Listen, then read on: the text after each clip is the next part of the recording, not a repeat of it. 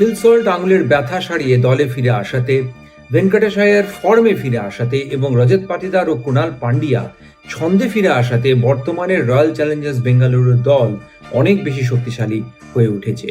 এই আইপিএলে আরসিবির সবচেয়ে বড় শক্তি হলো অবশ্যই তাদের কনসিস্টেন্সি অর্থাৎ ধারাবাহিকতা। তবে তার থেকেও বড় শক্তি হলো বলা বাহুল্য তাদের বর্ষিয়ান খেলোয়াড় ইন্ডিয়ান ক্রিকেটার বিরাট কোহলি। তার ব্যক্তিগত 600 রান, তার চেস করার অসাধারণ ক্ষমতা এবং তার বহুমূল্য অভিজ্ঞতা আরসিবিকে নিঃসন্দেহে এই ফাইনালে এগিয়ে রাখবে। বোলিংয়ের ক্ষেত্রে ভুবনেশ্বর কুমার, জশ হেজলউড এবং রাসিক সালাম ডার এই আইপিএলে অভূতপূর্ব বল করেছেন এবং সুন্দর ফলো করেছেন।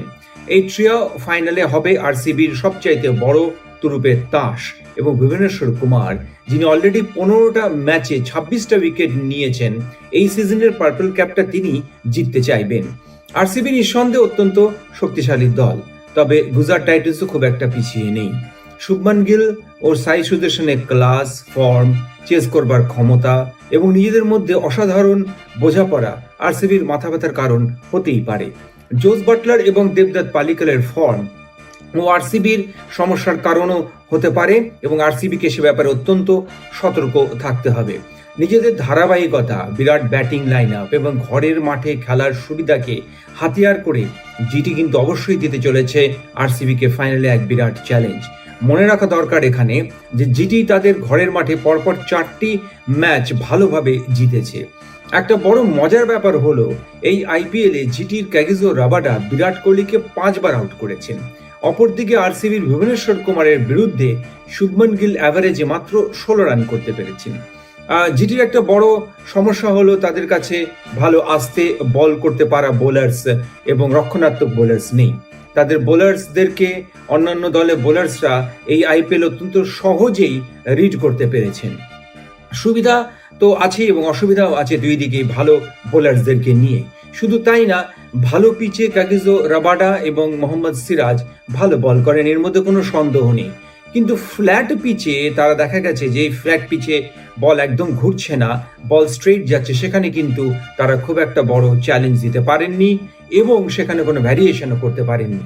যেটি একটা বড় মাথা ব্যথার কারণ হয়ে উঠেছে সাই সুদর্শনের পরপর দুবার 2টি প্লে অফে অদ্ভুতভাবে হিট উইকেট হয়ে আউট হয়ে যাওয়া। সাই সুদর্শনকে ফাইনালে তার ব্যাটিং গ্রিপের ব্যাপারে সে গ্লু লাগিয়ে নিলে হোক বা যেমন করেই হোক না কেন অত্যন্ত সতর্ক থাকতে হবে। যেহেতু স্পিনার্সরা নরেন্দ্র মোদী স্টেডিয়ামের উইকেটে খুব একটা লাভ করতে পারেননি এবার আইপিএলে, তাই আরসিবির উচিত প্লে অফের মতোই সুয়াস শর্মার জায়গায় জেকব ডাফিকে খেলানো।